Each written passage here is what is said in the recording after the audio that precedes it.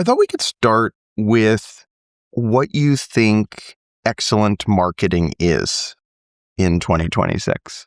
What has always been true is that marketing sort of sits at the intersection of product, of revenue, of users and user perception, and for Figma, like community. The job of excellent marketing, which is more true now than ever, is making coherence across all those things, like making all of that work together. So clarifying for what you're building, who are you building it for? Why should they care? Making sure that that translates to how is it going to drive growth and revenue for the business? And then also circling back to users in the community and making sure that it resonates and it feels authentic and you're building a brand that they can also feel a part of. The only team that sits across all of those things is marketing. And it's the job of marketing to make sure that it all works together and all of those touch points speak to each other because they represent your brand. And I think it's harder than ever in 2026 because everything is moving at just like insane warp speed. But the job is still the same. For a bunch of the things that you outlined, there's multiple input drivers to them, marketing being one of them, but it could be sales and sales effectiveness. In a lot of cases, it could be product or engineering. And so how do you think about like disambiguating that when you think about either input drivers or accountability for those sort of things that are highly cross-functional? I think a trap a lot of companies get into is giving those different teams different goals. And it's easy to see why you get there, actually, right? Because let's look at pipeline, for example. You could argue pipeline, there are multiple contributors to that. Some of it are the leads coming in and the quality of those leads and the volume of those leads. Some of it is the pickup rate. Some of it is the likelihood that you're able to close a deal, and that spans multiple teams. And I think it's very easy to give marketing a goal for one stage of that process and sales a goal for another stage. I think that actually creates dysfunction between the teams. And you have to goal people on the end goal, knowing that there are inputs that different teams can have more influence on at each stage. But everyone has to be focused on the same end goal. Otherwise, you have adverse outcomes through the process. So goal on the same end goal, but give people a different sense of their impact on the inputs. What's the decision you made in the role of CMO last year that you think was the single most important correct decision? Last year, we had a big push to continue building around the expanded definition of design. So if you look at Figma, 2/3 of people who build in Figma are non-designers. They're engineers, they're marketers. And we did a push to bring those people in those functions closer to Figma while still staying committed to our core. And that is really hard from a brand perspective. But we see that working because we are expanding the definition of what design is. And we did a big push around that. And that was important for us because it's important that we build for the people who are using Figma every day. But we also have to stay committed to the community that, made us, put us at the center of the product development process, which is design. And so I feel we were able to do both by expanding the definition of who participates in the design process. So how did you do that? We did that through a big campaign on the marketing side. So like, for example, we launched Figma Make last year, and that was a product that brought more people into the design process. It made it more accessible for PMs and others to participate in the process of building prototypes and porting them into Figma and working, in the product. And we did a big push to bring those people together. We held events, we did campaigns, we did a lot of thought leadership and had moments with people on the ground. And that was really successful in building awareness of that product, but then also bringing Figma to more audiences in a way that felt authentic. And we plan to do more of that. What do you think is the difference between a VP or SVP of marketing and a CMO? When you're a CMO, you have to think about the company and the business in a bigger way. When you're a VP or SVP, that you have to keep that in mind, but your job is to get an initiative through, launch a campaign, do a big product push, etc. When you're a CMO, you have to take a step back and say, if I'm on the board, or if I'm, sitting in like the CEO Dylan's shoes, how do I think about the effectiveness of this program overall? Is it the right place for us to be putting our people and our time? Or should we be shifting to other things? So I think you have a broader lens and you have to push on really the relevance across a lot of different areas. When you think about that switch for you, is it feel incremental or it feels dramatic? For me, the best lesson in how to operate as a CMO was spending some time in investing, because I had the objective perspective of the companies that I was working with so closely and investing in. And I was able to sit at that level as the investor or board member in some cases and ask these questions, right? And so it gave me a better kind of empathy, I think, for people who sit at that level and the questions they need to be asking. And it has allowed me to bring that into my role now at Figma and push myself and our teams internally on those questions to make sure that we're taking that broader view. It was actually a very helpful perspective to gain. When you think about when you were not in the top marketing spot and you compare and contrast those two roles, does that feel substantially different? Or if, you have an SVP of marketing that works underneath you and they're thinking about at some point they're going to be a CMO. Yeah. Do you think about that as a significant phase shift? The other thing is when you're running a part of the org, but not the whole org, you don't have visibility into everything, right? So if you're the VP on the growth side or VP on the brand side, then you have less visibility into what's happening on growth and how the pieces connect together. I think when you're sitting over everything, you have to look at the whole thing as an engine, right? Or as a funnel, and how one piece contributes to the other. And that was probably the biggest shift for me, moving from running some of the pieces. I grew up in product marketing and then brand, owning that piece, and then taking on growth later and understanding how everything worked together. That was a pretty big learning for me and a bit of an unlock, actually, because they feed each other.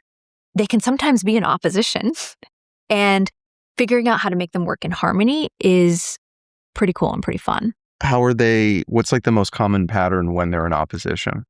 You always have what works on growth sometimes feels at odds with the brand that you want to create. You see it happen all the time, because what might be most effective, have the clearest hook in a specific ad that's targeting acquisition, might not feel like how you want to present yourself as a brand. And so those two are always in tension, and you have to find the space that allows you to build both at the same time. And that is what is hard about marketing, actually. What's a good example of that? Think about any spammy ad that you've seen on TikTok or other social media platforms, or even, some of the search ads. Sometimes they have weird camel case and ways of capitalizing random letters to get your attention, right? That doesn't improve the brand perception, but it gets your attention in the moment and it might make you click. Over time, that's detrimental to a company's brand, but it's effective as a local maxima for that channel. But someone has to sit across everything and say, what's right for us long term, right? That's the challenge. And by the way, the Figma team doesn't do any of that. I just want to make sure that's super clear. What's the correct, so what is the correct thing? It's a balance, and it's a little bit of the art, right? If you think about marketing, there's a science, which is looking at LTV to CAC and ROI and the marketing mix modeling and how much spend are you putting in each channel. And the art, which is, what do you want to say? How do you make it break through? How do you make it work at every level of the funnel or the user journey? And you have to try things out, but you also have to bring a little bit of the art into it. And that's where the real breakthrough talent, I think, shines through. We were talking a second ago about decision from the last year. What's your general thought on what are the decisions you should yourself be making as the CMO versus the decisions that you always want someone else in the org? And that if you are making the decision, it shows that there's an org effectiveness or health problem. So first of all, I hire people who are better than me in all of the areas that we talked about.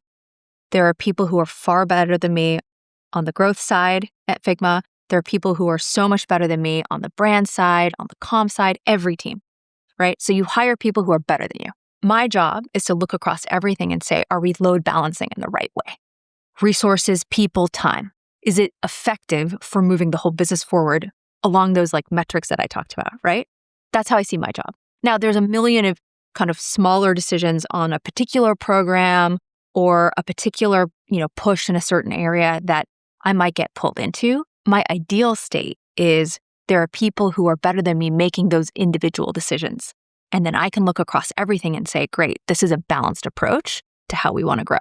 So you think about it more like managing a portfolio or resource allocation and that type of stuff? Exactly. With sort of that lens, what does that end up looking like quarter to quarter? Like where you put like your most cognitive energy into these types of decisions or these trade-offs? You always have some amount of time, resources, people put on running the business stuff, right? So I would put maybe our ongoing campaigns that are growth drivers, our ongoing product launches that show momentum, just the amount of work that is like, this is what we need to do to maintain the business. And then some amount of time and energy, probably disproportionate, that goes into what are the big bets? What are the moonshots? Like, what are the things that are going to get us a step change outcome that we would never have when we were running the business in an incremental way, right? And those could be on the growth side or those could be creative. Like, what are the creative breakthrough ideas? The things that are totally off the charts, seem crazy when you look at them individually, but as a portfolio, you're like, yes, these are the risks we should be taking. Those always take a disproportionate amount of time because they're out there and you need to think them through, but you need to have them as part of a portfolio, right? Because if one of them doesn't work, you still need to hit your numbers and you still need to like run the business. And so I try to look at that as a portfolio, but you always spend more time on the moonshot big bet stuff. That's also the fun stuff in a lot of ways. What are some examples of those from the last few years, whether it worked or didn't work? I mean, any campaign idea that we have, right? So the year before, we invested a lot behind this concept of like making and believing. Make believe was the tagline. And it was like investing in kind of creativity and imagination, but also like what it takes to actually build a production level product that your customers will love, because all the best products are built in Figma.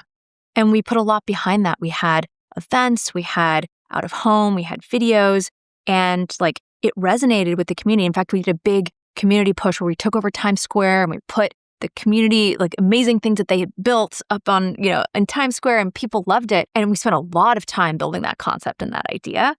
But it's possible that it wouldn't have hit.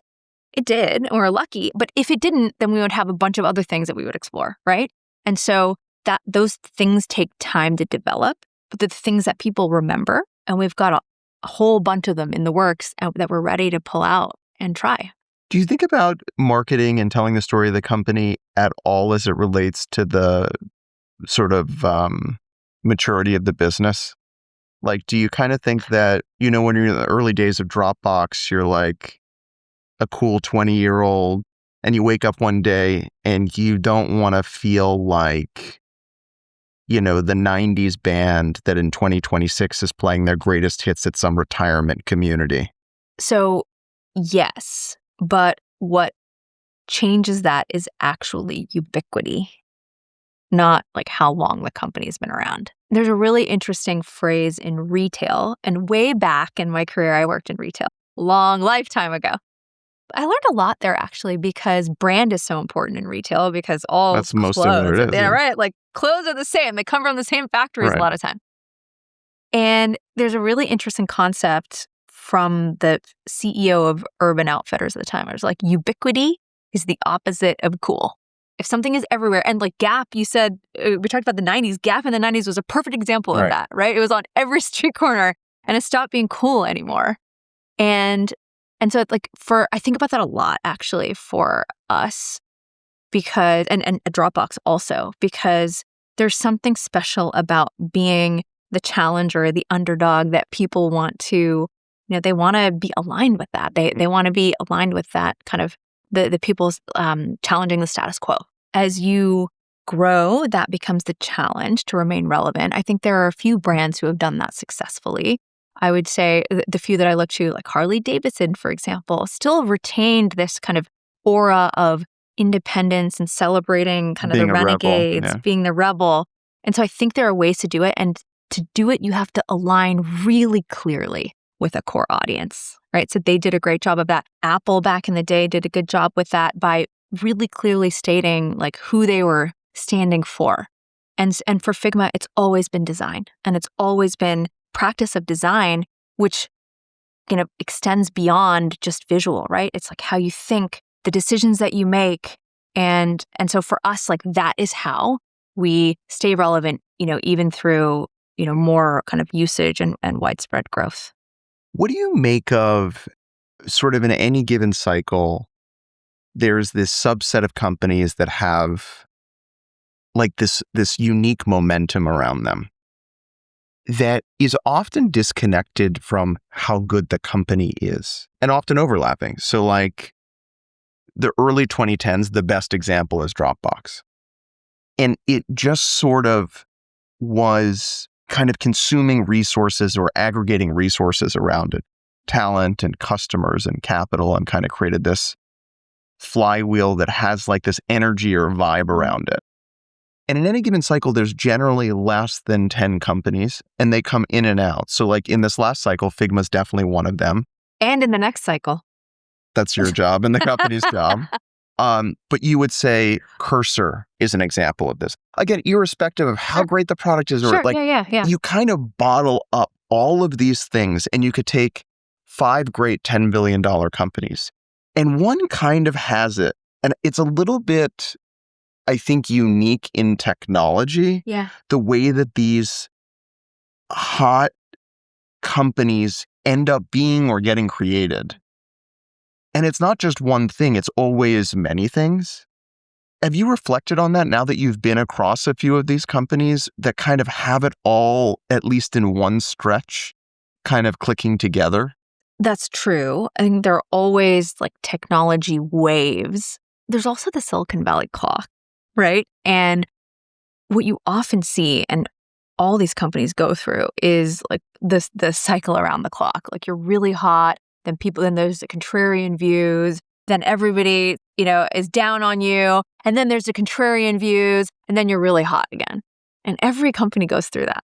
And sometimes it's completely divorced from the fundamentals of the business. It could just continue to compound a lot of these businesses. Exactly. So what's going on? It's a little bit of, perception and how perception shifts over time. I think it's the dynamics that are at play in the moment and what people are prioritizing. And sometimes it's a little bit of irrationality, frankly. And especially in Silicon Valley and in tech, right? A lot of people will get on the bandwagon of a topic, and then there's the contrarian view, and then so we've seen it so many times, and I think that's at play here. If that's kind of the general cycle that happens, how does that factor into what you think about doing in your role as a CMO? I think for us, it has been and always will be the community and our users and what they value most. And at the end of the day, to build a lasting business that people care about, you have got to stay eyes on goal for that. And there'll be all kinds of noise around you. It's just a fact. But if you can stay really true to the people who love your product and build what they want, you're going to have a long-lasting business. And we just cannot lose sight of that fact. So what is that? How do you instantiate that day by day? The whole company is built around that. Starting from Dylan, who every day will respond to people on social who are asking questions or giving feedback on what we're building. In fact, he's so fast, I have to give our whole team, we have a whole team of people who focus on responding to people. This whole team of people cannot get to social responses faster than Dylan sometimes because and everything is tops down from there. He cares so much about that. And so much of our company is built around understanding how our users are feeling, what they want, feedback loops, whether it's research or amazing support team, or even folks, listening to people on social or our community and events and our DAs. Our whole company is built around making sure we're giving our community and our users what they want. I think it has to be that ingrained for it to be something that you don't lose sight of no matter what's happening. How do you think about scaling taste across the company? I think there are different views on this. One is that you really can't scale it. You need a small number of tastemakers in a company. They need to be involved and touch sort of all of this stuff before it goes out. There's others that you can kind of indoctrinate, because one might say that scaling taste is about, let's say Dylan's a tastemaker. Then what it means is having people see the world through his eyes. I think you can actually, and you develop kind of a concept of organizational taste through being open about choices and decision making. We can always get better at that, but I think we've done a good job of that at Figma, right? So being open about the thought process and the judgment that's applied, and being open about the assumptions that are made to get there actually allows more people to understand the decision making. And I think that is how you scale organizational taste. And I think you can. It's hard. What does that look like? So, for example, when we make decisions around whether it's product, but also on marketing, we're very open about why. What was the thinking? What were the decisions?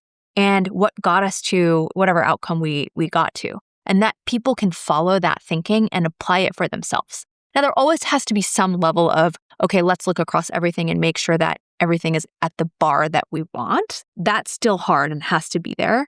But the decision making that more open and shared helps more people understand how to make those decisions. What do you think is different about excellence as a CMO in a post-LLM world as opposed to a pre-LLM world? There is so much potential to scale quickly at low quality. You have so many tools now available to you that allow you to move fast and get to an outcome. The job becomes, what is the right outcome? What is the right choice? What's the right thing to move forward with?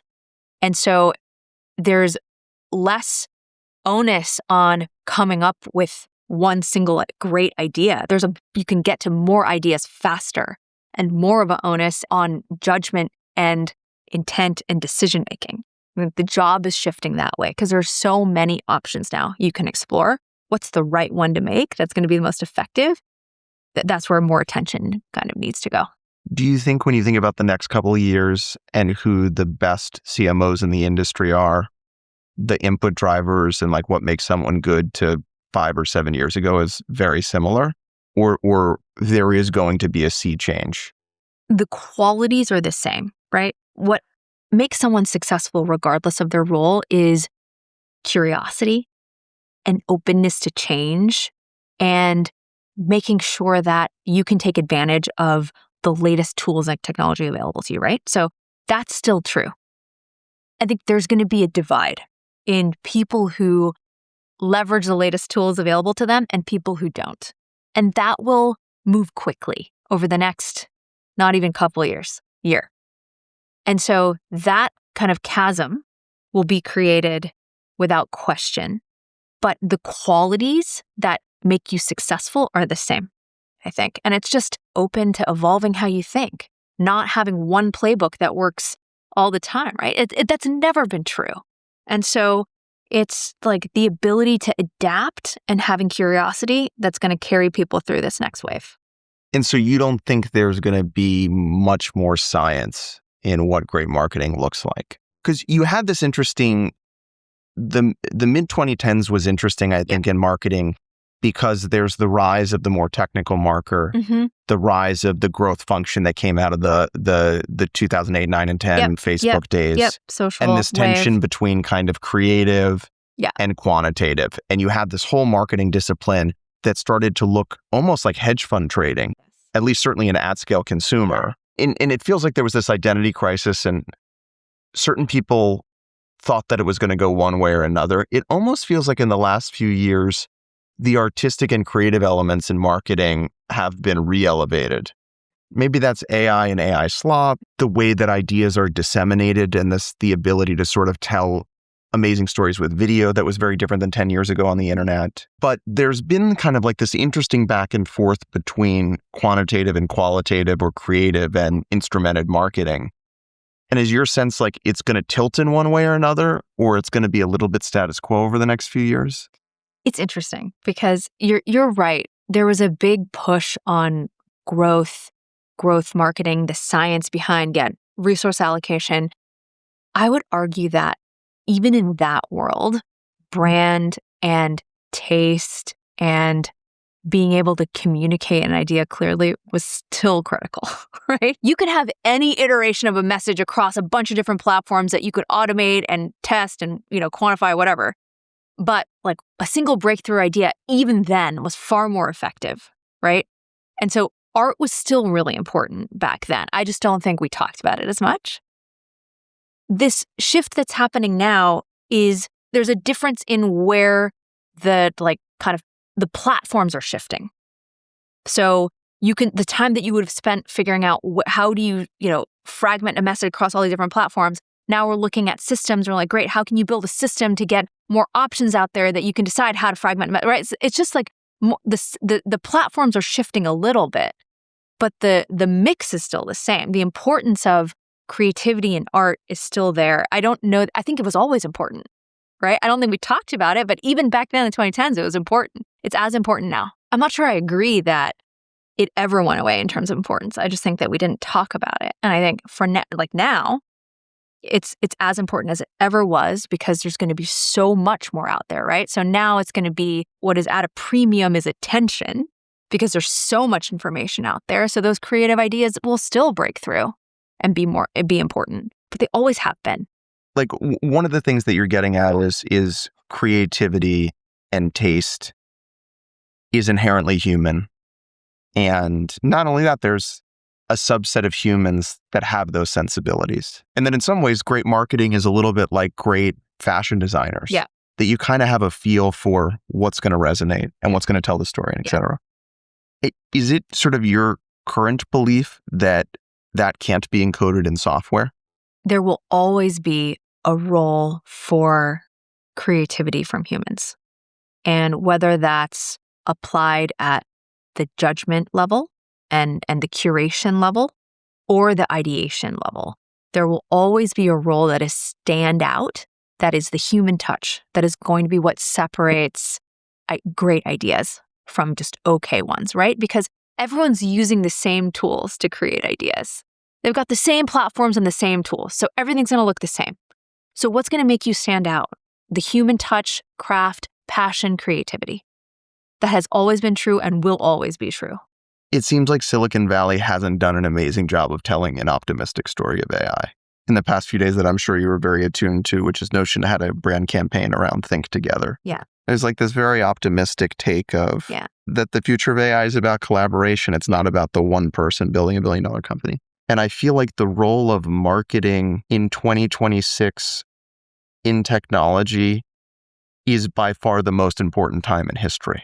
I agree with you on that. I think there's a lot of fear around AI right now. And a lot of that is coming from what happens with any time there's a big platform shift, right? Which is there's structural displacement of jobs. I think that's what's driving a lot of fear. And what we have to remember is that so many new opportunities are created when you have those platform shifts. You saw that with the internet. You saw that with the Industrial Revolution. You saw it with the internet. You saw it with mobile and social. And this is bigger than those, but the same thing will happen. And I think you're right. We've not been optimistic enough. There's room for that. And there's room to recapture the joy of building and making that got us all here in the first place, that got us excited to be in technology. There's room to recapture that and remember why we're all here. And I think the tech industry in general can do a better job of that. Do you think a lot of marketing comms people are worried about having a too optimistic take because they don't want to be smashed by the people that are saying, oh, you're taking all the jobs and all of that? And there's some like... I think that there is room for us to tell an optimistic but realistic story, right? Because my feeling about the early 2010s and that time frame that we talked about was like tech was going to be the savior, right? And I think that is easy to poke holes in generally. That's never the case that one industry does that. I think right now we're not focusing enough on the realistic story of what's going to happen. And there is optimism in there. And just like things happen in waves, I think we'll get there. And I think people will feel more comfortable leaning into that. But it's with more of a realistic view, I think.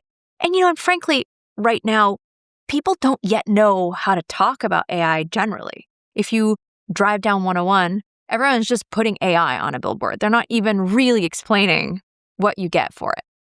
And so I think we'll learn as we better understand. Like, it's not just productivity, it's also like other things you get. I would push for realism, not just optimism, right? Because people have to feel like you're being authentic. Do you think that the North Star for a lot of companies is just being different? That they should find a way to just be different as it relates to what their brand is and the story they're telling? There's always been a concept of breakthrough, message breakthrough. It's not being different for the sake of being different. It's just making people care. You could be different as one way to do that. You could speak to the needs people have as one way to do that. But it's just build shit people care about. That is the job of everyone at the end of the day. Whether it's different than everything else, probably will be if you can find like your audience and get really clear on their needs and serve those. But it's not about just being different. It's speaking to your audience and giving them what they need. How do you get someone to care that's not only just you need to understand your customer? Like what is the formula to get someone to care? I think this is a little bit of the art, right? So it's hard to put there's not a formula like there is in other parts of building a business. But let's say you're working with your team and you're coming up with different campaign ideas and they put something in front of you. Yeah. And there's something going on in your brain where you're like, I can see this catching on. I can see people actually caring about this. Like, if you think, can you make that more legible? I think so. There is an intuition that you build over time by consuming a bunch of different data points of user feedback, of market feedback, and you have to consume all those data points to really understand and get a sense for what will be effective. And that is part of judgment. And that is part of how you siphon the good ideas from the bad ones. Someone who's done that really well is Dylan, frankly. He just consumes so many data points across so many areas, and he's built this really good intuition. And I've learned that from him. I'm trying to. And that is how I would explain like judgment and intuition. What's different about being the CMO of a public company versus a late stage private company? What surprised me is how little is different, actually. And the reason for that is you have to be tighter on process in the sense that you've got to be able to forecast what you're going to do for a quarter. You've got to be really tight and clear on budget and have good mechanisms in place. And that's not that different because we tried to operate that way anyway. I think what is hard is that there's a lot of noise out there in the market about you. Naturally, you have to stay, going back to what we talked about earlier, you got to stay laser focused on the thing that matters. And for us, it's users and what they care about. And trying to shut out the noise and focus on that is the thing that becomes a little bit harder.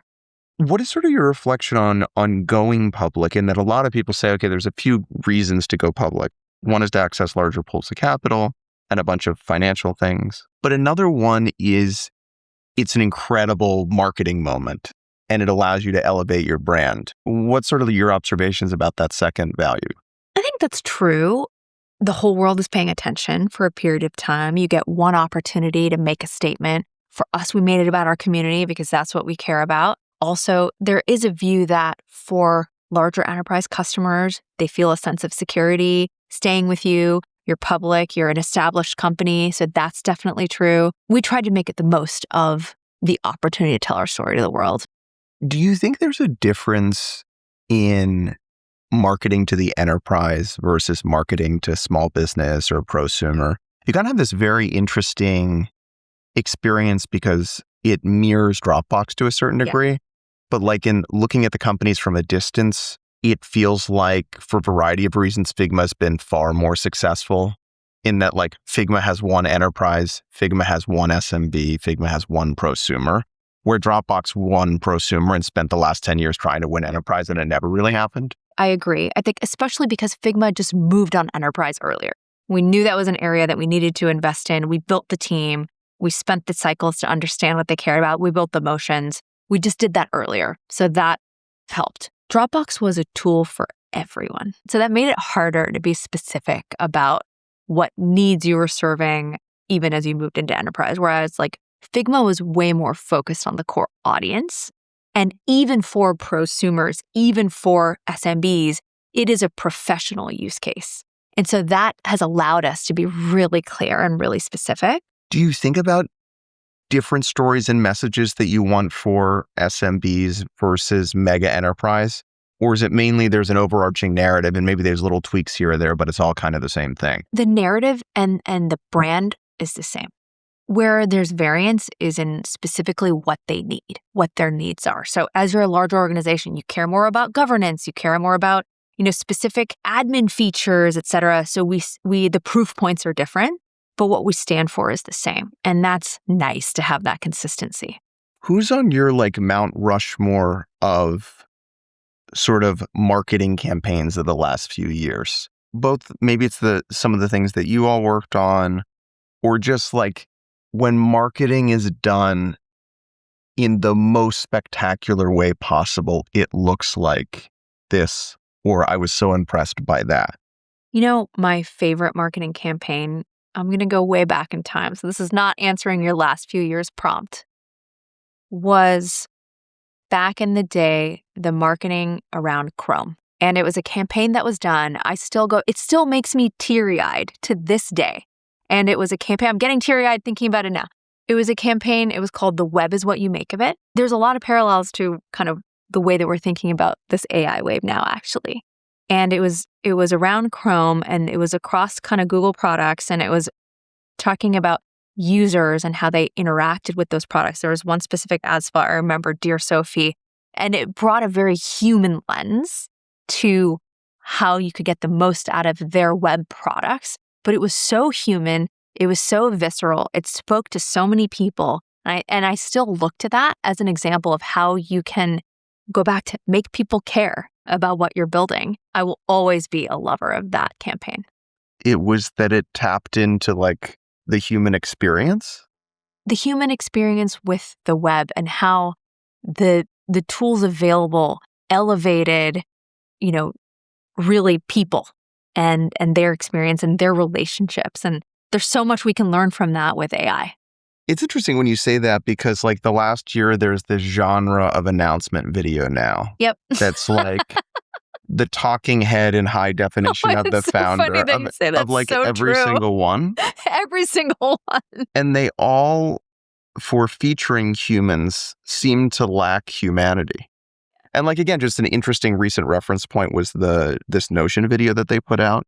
And it dovetails with exactly what you were saying about the Chrome video. And it feels like so many of the things that take off, there's a soul to it, but there's this humanity to it. Even though that seems obvious, almost all marketing in 2026 and 25 is not that. What you just described, and not specifically the Notion campaign, I think, but the announcement video is the literal opposite of what I'm saying. Right. So Right? What's going on there? What is going on? I think that we're still trying to figure out the humanity play here, right? Mm-hmm. I don't think we've done a good job telling that story yet. And that is what is going to your point earlier about optimism, that's what's going to get people back to an optimistic place about AI. They can understand how it elevates their life. I don't think we've quite gotten to that yet. What else do you think about in how marketing and storytelling is changing? It seems like a lot of your worldviews are that the future is more similar to the past, that the things that have mattered 10 or 15 years ago as it relates to telling your story and marketing still definitely hold true. Do you have other thoughts on you kind of see things moving in a different direction in certain areas? Not everything is the same as the past. I think more than ever, actually, what is evolving are the playbooks. So if you look at the past 10 to 15 years, right, the playbooks were largely similar. You come in, you build acquisition funnels, you build upsell motions, you build retention plays, is a little bit more playbooked. That is being questioned now. All of those playbooks out the window. And the way that you think about acquiring users is totally different. SEO is now how do you grab attention within LLM search results? The consideration phase of helping people, feel comfortable with your product is now mostly third party conversations, right? Through social or other places. They don't only want to hear it from you. They want to hear it from everyone else. And so those playbooks are shifting dramatically. The core values of what it will take to be successful are the same, but the how is totally different. And the people who are going to be successful are the people who can adapt. And sometimes having too much prior experience is a bad thing because that stuff won't work. And you have to be willing to throw it out the window and start over. But that's also what makes it fun, honestly. I'm ready to look at everything again from first principles. Been doing this job for a long time. I want to change it and try something new. So I'm kind of excited about that. Sort of building on that, if you think about even your excellence in your job today versus 15 years ago, 2010, 2012, like what's the compare and contrast about the role of the CMO today versus 15 years ago? The way you described it was apt, right? Like it was more similar to maybe not 15, maybe 10 years ago. It was more similar to a hedge fund trader, and the mechanisms and the systems were kind of more clear. I think the systems are different now. There's also a little bit of a premium on disruptive energy that maybe we wouldn't have put a premium on in the past, right? Because the systems were so important. Actually, this is a push from Dylan that I think about all the time. I am a systems thinker. I like to come in and say, great, what are the processes that we're building that allow us to scale? How do we think about the 30/70, right? Like that's how I think. And Dylan had a push for me recently where he said, but where is your disruptive energy coming from? Make sure you have enough of that on the team because that is what we need right now in the future. And I loved that push because in the past, disruptive energy is not always a good thing, right? Because you don't want things that are going to shake this system that you've built. But now sometimes that disruptive energy is what is going to get you to the step change. And there's more of a premium on that than maybe there would have been in the past. And that's a bit of a change. So how do you spend your time in a given week? Like what, if you were to break down sort of the overall architecture of the week, like where are you with exec team? Where are you with directs? What do you end up spending time on? I try to have regular time to check in. So we have our exec team meeting every week. We have a similar type of meeting with my leadership team, which spans both the marketing kind of comms, growth roles, but then also support and a lot of like the kind of those ops touch points. How do you run that meeting? That one is more about like, what are the priorities for the week? Like, what should everybody be focused on? How do we make sure our key things are successful? And then I try to also build in like regular check-ins and touch points on like key streams that matter and influence thinking. So product, what's happening on product? How do we keep up momentum? What are the key things we need to get across? Customers, what are the main themes of feedback coming in? What should we be paying attention to? Do they influence maybe where we spend time? Overall business, how is it tracking? How do we think about ROI? Are we on track for our numbers? Are we not? What are tweaks we need to make? So I try to kind of balance those areas. And those are like structured meetings or it's like async docs or? A combination, it depends. Like some of them are more regular meetings that we have. Some of the things like insights share outs are more async. So it kind of depends on the nature of the thing.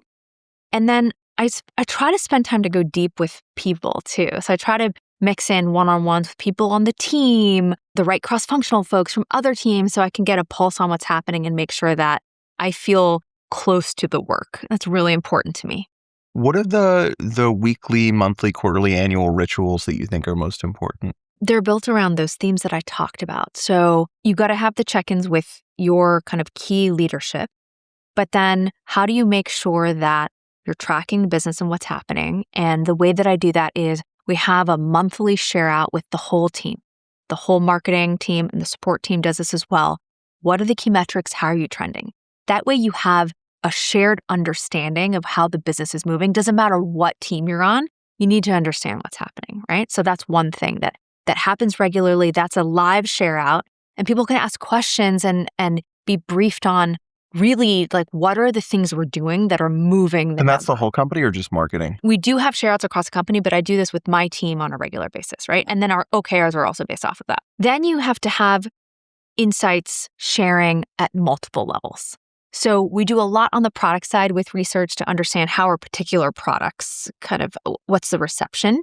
We will look at things like NPS, we look at things like CSAT, but also there's a wealth of information from the support team on how are people feeling? Where are their questions coming? From the social team on how is perception? What are the questions that people have or things that they're dealing with in the moment?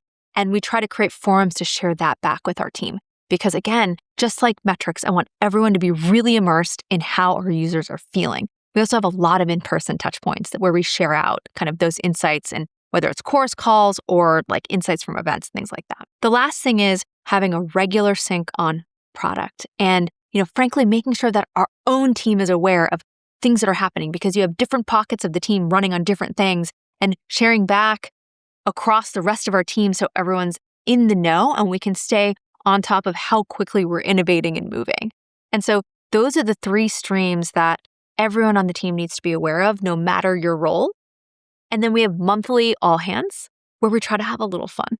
So those are share outs, of course, on like key topics or numbers, but also we build in time for play, for icebreakers, for games, so we can all have a little bit of fun together, because at the end of the day, you got to have fun with the people that you work with. It's part of being effective and moving fast and building relationships. So we build that into our rituals.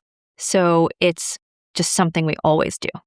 Has the marketing function had to change at all as product velocity has increased?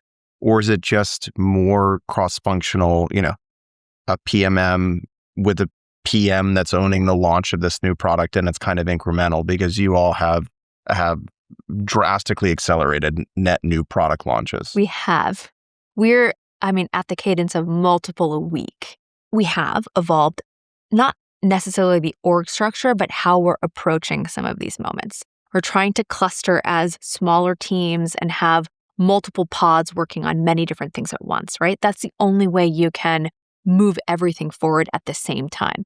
We're not perfect at it yet. We're still figuring out how to get there, but we're trying to find ways to give more people independence to move with the right kind of guardrails in place and right collaborators, and make that clear so we can continue to move quickly. It's been an evolution over the past few months, actually. So like what's the general structure now of like the broader marketing org, and how does that fit into small product launches, big launches, sort of those type of things? The org is constructed around disciplines. So we'll have a product marketing team, we'll have a comms team, we have a social team. And the reason we're organized that way is because each team is excellent at what they do. But when we're activating around a product launch or moment, the bigger ones will have more people involved because every team needs to play a role. The smaller ones will have very small, nimble teams that just act and move with a smaller set of folks so we can get things shipped quickly. And we strategize, and that's what a lot of leadership time that we spend together is about, strategizing how are we effectively using our people and resources across these different moments. How do you think about the role of CMO in the context of the executive team? Is it mostly to represent the discipline and bring that perspective to these cross-functional problems? Or do you think about it differently in some way? My role, the way that I see it, is to represent a few viewpoints. Customers and what they care about. And so then having a span over our amazing support team really helps because we've got a lot of input there. Is that why it's structured that way for you? That's part of it, yeah, because it's kind of the end-to-end experience. Also, it's representing a bit of the broader external perspective, right? So where is perception? Where do we need to explain more, maybe where our head is at? What's the role that we need to play in the world? On the marketing side, we've got so many feelers out and so many touch points on what's happening in the world, on social, with customers. Part of my job is to represent that for people so internally we understand. What are some of the things you've had to figure out in terms of being effective in that specific team? Right, obviously one of the biggest differences I think about being an SVP or VP is, and you were hinting at this earlier, you're generally you're hopefully aware of the company and the business, but your whole world is, in this case, marketing or marketing adjacent. It really is understanding the role that you play in the business and advocating for the right structural things for the company. So at a high level, if we're looking at people or money, are we putting them in the right place as a company? And it's having that broader perspective on that.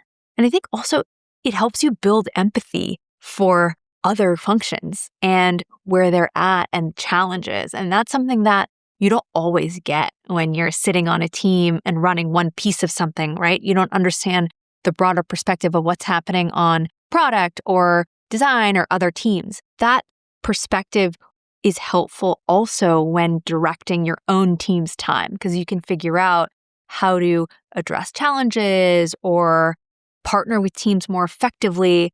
And that's a really important role both ways, up and down, right? So you can make sure that you're showing up in the most effective way as you work with other leaders on the exec team, and you can make sure you're representing what's happening in the right way to your team so we can be most effective.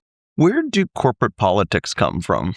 Politics exist because people are trying to understand and make effective decisions. That's what I've seen. And when those decisions are obscure, there's a lot of jockeying to figure out how to get them made in your favor. I love the fact that there's very little politics at Figma because we're super transparent on the executive team also and really open to making the right decisions for Figma. I actually love it. I feel like it's the least political environment I've ever been in for that reason. But I think the less clarity and transparency there is, the more breeding ground there is for politics because people make a lot of assumptions about how to get stuff done. Do you think politics are more driven by the individual people who happen to be at the company or the culture of the company itself? Said differently, you take a given person and you put them in one company and you put them in another. Could they become super political in one environment and apolitical in another environment? It's a little bit of both. It's a little bit of the individual and what shenanigans are they going to pull to get something done? I think organizationally, there's a level of tolerance that could exist for politics. At Figma, that's very low tolerance. And that comes from Dylan, and it's very low tolerance for politics, and I appreciate that. I think if there is more openness or tolerance, then there's more room for that to grow. And it depends on the individual, like how likely they are to lean into that. That makes me like my job less. Politics makes me hate work. And so I'm very happy not having that. Do you think about this in the context of your own team? And that you have to be very mindful of this, that like the default state is as the marketing org grows, it will just kind of permeate it? I do think about that. I'm very attuned to our organizational culture. It matters a lot to me. I really care about facts and truth. And that's why we have so many open sharing forums on what's happening, what's the data, what's working, and what's not working. So there's shared context on what's working. Because then we all know the facts and it's less up to like any individual interpretation. So that's why those forums and those rituals are so important to me because I abhor politics. I want to know the truth. When you think back on your career thus far, what are the sort of pivotal moments, the weeks or days or conversations that you've had that have kind of led to some step function and change or evolution, or you were going left and then like the really consequential things that led you to sort of what you're doing now? I have a few mentors that I have worked with or I've been adjacent to and they've sort of adopted me over time. And one of them was the COO that I worked for at Dropbox, Dennis Woodside, who's gone on to be the CEO of Freshworks. I still am very close to him. I really trust his opinion and guidance. Another one was Yamini Rangan, who I worked with at Dropbox, who's now at HubSpot. She's incredible. Another one is Francoise, who is the chief business officer at Square and then went to Pinterest. And I was in a conversation with Francoise and talking to her about my job and getting her advice and getting feedback. And I was like, here, I'm weighing these questions. I was getting her advice on something. And she just paused and said, Sheila, are you going to change the world in this job? I was kind of taken aback. And I hadn't thought about it that way. I'm not sure. I don't know. And then she was like, then why are you wasting your time? And that was such a pivotal moment for me because I was kind of like, wow, the most precious thing here is like my time and what I'm spending it on. And I've got to spend it on something that feels worthy of having an impact on the world. And that just made me sort of see my own career moves differently and what I prioritized. And where I went because that's what we should all expect of ourselves. When you think about starting out as an IC early marketer all the way through running the marketing function, how would you describe the leaps that you had to make or the things that you had to figure out sort of along that timeline? There were some very instructive moments that I learned a lot from. So starting off at Dropbox, we talked about this, but the move to enterprise was hard. We learned a lot. We would go into customers and they'd say, like, why are we even talking to you? You're a consumer toy. And so we learned a lot about how to change perception, what proof points really matter, how do you move the needle on that? So that was one. I moved to Open Door after that, which was just completely different, operations-heavy business. There was a really delicate balance between supply and demand because you had to create enough supply of homes and demand had to be there. And I learned so much about growth and how to think about really controllable levers of growth. And it's something I had very little exposure to because Dropbox, for a long time, growth had never been a problem. I did a short gig in investing where I learned a ton. I got a chance to meet really incredible founders and learn to approach company building from a different lens and asking different questions of teams and where they're spending time. Now in my role at Figma, I've learned so much about the importance of community and users and co-creating a product with them. So each stage I've learned so much that makes me a better marketer and they've sort of built on each other. I kept adding a new thing or a new skill set that I feel really grateful for. Do you generally subscribe to the idea of if you think about growing in the marketing function, that you should work at drastically different places or that you should sort of compound knowledge? Like one might argue that Dropbox is quite different from Figma, but there's some significant overlap relative to Open Door. I don't think it has to be drastically different places. I think it's exposure to different areas, right? So product marketing, growth, brand, you have to understand all of these things and how they work together. That could be at one company that you get that, or it could be across different companies. For me, it just happened to be different companies, but I don't think it matters how you get that.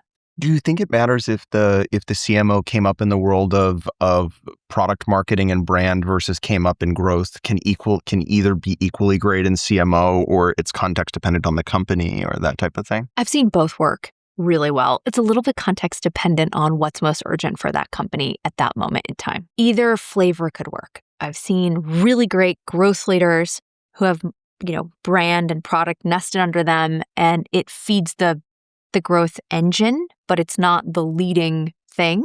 And I've seen phenomenal product marketing or brand leaders that start from a storytelling view and growth is these channels are one way that you execute on that. For Figma, product is really kind of the center of the company and that is like coming from Dylan. That's how he thinks. So we've kind of built everything around that. What about on that point, what's unique about the CMO-CEO relationship that might be different than the CEO and chief product officer, other than their different disciplines? The CMO-CEO relationship, there has to be a lot of trust there. And that's true of product also, but there's so much volume of stuff that comes out of marketing. Just so many surfaces, so many things, so many posts, so many content pieces, videos, and there's a really wide range of output. And it's important that there's trust and alignment on what we were talking about earlier, which is organizational taste, judgment, because there's no way either one can have, a view across everything. More important for the CMO too.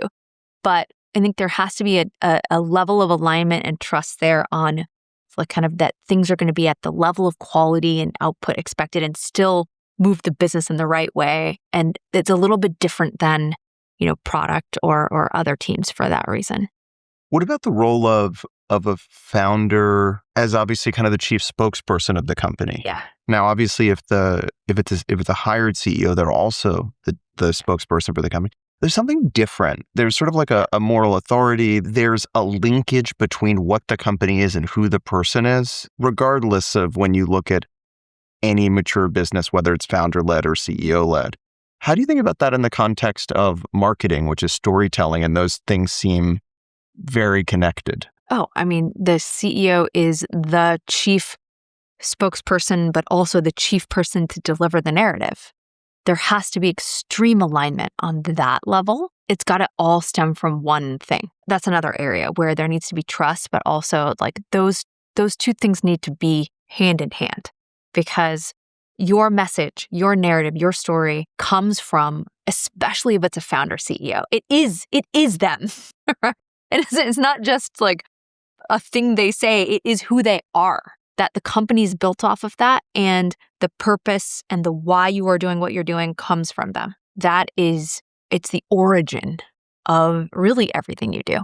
So in this case, how is Dylan specifically involved with marketing? We work so incredibly closely with Dylan, and we align on ideas.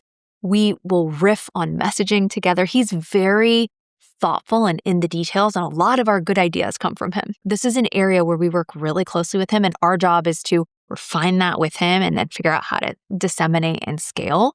But that is something that he is very close to. Is it mostly done like ad hoc improvisational, or is like, what traditional product reviews are, you've created a similar thing in marketing? We have created a similar thing in marketing, actually. And we keep it to kind of the core things because he's busy, right? So the core things that we need his perspective on or get his take on, but it's similar to product reviews in the way that we'll share with him top messages, where are they showing up, get his feedback, make sure that they're aligned with his thinking, because he is so core to delivering that message. What are some of the things that he's imparted on you that's most kind of shaped the way that you think about the function? Seeing the scale at which he can consume those data points that I was talking about, right? So he's reading all the reviews, he's reading all the summaries, all the social posts, all the feedback at such scale. It's amazing, actually. Our teams can't keep up sometimes with the rapidity at which he responds to things. And we've got to build systems to match that. But it's really valuable in building the judgment. And so, I think we all try to emulate that. And so you just consume a lot more and are kind of in every nook and cranny of the business. I try to be. It's very hard. What is it that you want the people that you work with to say about you, either when you're not in the room or after they leave the company at some point? What is it you want them to say about who you are and how you work? Well, I want them to feel like they did the best work of their life with me. That's what I want, because it's important for the company we're working on. It's also important for them. They have to feel like they were empowered to do the best work of their life, period. With respect to me, I hope they think that I'm open. I hope they think that I'm kind. I hope that they think that I'm taking risks and helping them take risks. But I think the most important thing to me for my team is that we're doing the best work of our life together. And if you were to just distill that down, what are you doing to enable people to do the best work of their career? It's giving them the room to take those moonshot bets that we talk about, right? It's building systems that they can feel that they're learning from and scaling. It's, for some, giving them exposure to how things work at scale at a world-class company like Figma. It's all of those things working together. I think at the end of the day, it's also having fun. That's very important to me as a human. And so in addition to working hard, we have to build in room to play and be human and have fun.